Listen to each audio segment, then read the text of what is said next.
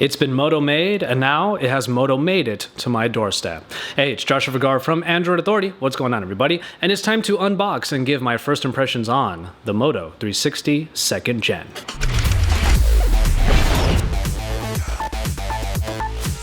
And here we are with the Moto 360, the second generation, brand new and made in Moto Maker. They really waste no time showing you exactly the version that you got of the Moto 360, and in my case I got the brown leather band with the silver trim and bezel. I wanted to keep it pretty classic, and really the premium options in Moto Maker just didn't really do it for me. But without any further ado, we are going to get into the unboxing itself. A nice ring around here is where the adhesive is. And then, with the tape off, we can go ahead and open this thing up.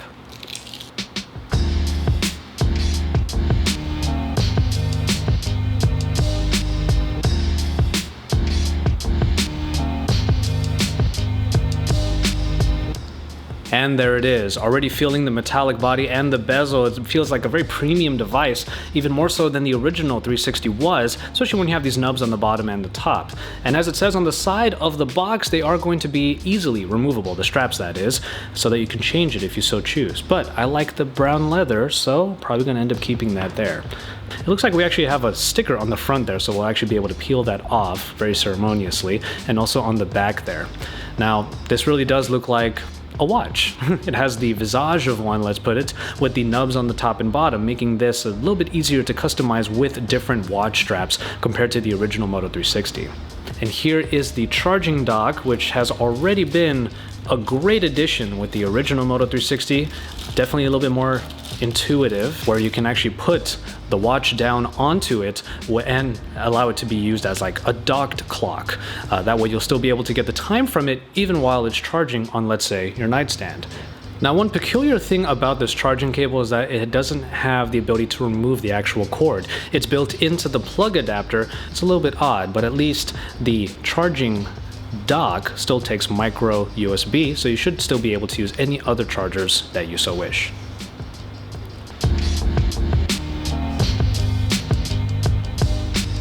Getting the watch set up with my Samsung Galaxy Note 3 in particular really was a pretty standard affair. I do like the new splash logos and all of the splashes that are available in Android Wear, not only on the watch but also on the app on the phone. But really what took a while was syncing the applications from the phone to the watch itself. So that might be kind of normal, but it did take a little while, and I took a look around the watch while it was syncing. What we have here is a really nice Horween leather strap right here that feels already pretty comfortable. And of course on the back we have the heart rate sensor. As far as the screen goes, the display is 360 by 360, and I have the 46mm version of it. There is a smaller 42mm version of this that I was unfortunately not able to get, and it is better suited for those with smaller wrists. There's even a quote-unquote women's edition, but really the smaller one can be used by women, but the women designation is mostly for the different straps that are available for the smaller version of the watch. Underneath the surface is a Snapdragon 400 with half a gigabyte of RAM, and 4 gigabytes of storage are available underneath. Now, Bluetooth and Wi-Fi are both available on this particular watch, and we go ahead and have the watch put on right here. The leather feels really nice. It's still a very comfortable feel here, and with 46mm, it does take up pretty much all of the space on my wrist, but it really isn't uncomfortable at all. The other change on here, aside from a pretty shiny and pretty glossy finish here, is the button, which is now at an angle up here on the top. Now pressing that will activate everything. If you press it again, I do have the Ambient Display on, and this AMOLED display will be able to conserve battery while still showing the time. And of course, if I move my wrist, it will turn on as well. Going through the setup here, it's the pretty standard setup with all of the different cards, and you will be doing a lot of the inputs on here using cards, and also by using little button presses like this as you swipe among the various parts of the app. Apps and actions, press and hold the side button. So if you hold that, it goes to the menu where you can find all of the different applications, including Moto Body, integration with maps so you can see where you're going, and of course, OneNote, Play Music. I also have Pocket Cast. There's even Pomo To Do right here, which is a personal productivity app that I love to use that already is integrated on here, and I think that's really cool. Fetching data from the phone, and there is the Android Wear application. So automatically, any apps that are installed on your phone are going to be installed onto the watch. I'll go ahead and swipe away from here. Of course, you can do that with your palm. Let's go ahead and turn that on. That button feels really nice and meaty as well. It's got a really satisfying click to it as well. Changing the watch face is as simple as going into the app itself, as you can see here, or touching and holding on the watch face, of course. A lot of these things are pretty standard things that you would expect from Android Wear already. And I already have notifications coming in from mostly Facebook, as you can see here, and other applications that I've already installed onto the watch.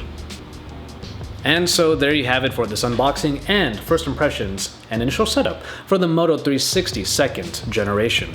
Now, this year's crop of smartwatches seems to be really enjoyable actually, because not only are they looking even better, they're probably going to function even better with updates to Android Wear. And the Moto 360 is no exception. Even though I may not be the biggest fan of having to look at the watch all the time to swipe up and down and see what I'm looking for, it is actually more enjoyable on what looks like a very sleek and very almost executive looking watch. But of course, that is because of my doing on the Moto Maker, getting this brown leather with the silver body and bezel. I think this watch looks fantastic, honestly, and those nugs on the bottom and on the top will allow for even better customization because it's easier to get into the body with your own personal wrist straps. Well, we're going to go through the next week or so just using the Moto 360 on the daily. I will see how this 400 milliamp hour battery holds up in daily usage, but of course you have that great charging dock where you can put the watch on its side and it will change into a different orientation so you can still use it as a nightstand clock of sorts. So keep it tuned to Android Authority for even more, and thank you very much for watching this initial setup of the Moto 360 second gen. I'll tell you right now, because of the way this thing looks, I'm really happy to have it on my wrist, at least for the time being, and we'll see if it will be in the future, because I will be comparing it to even more smartwatches that are coming out in the next few weeks, maybe a couple of months, and you can keep it tuned here for that and even more from my colleagues here at Android Authority. Head on over to androidauthority.com when you're done with all of that to listen to the podcast, talk about Android in our forums, and then stick around for even more written content because we are your source for all things Android.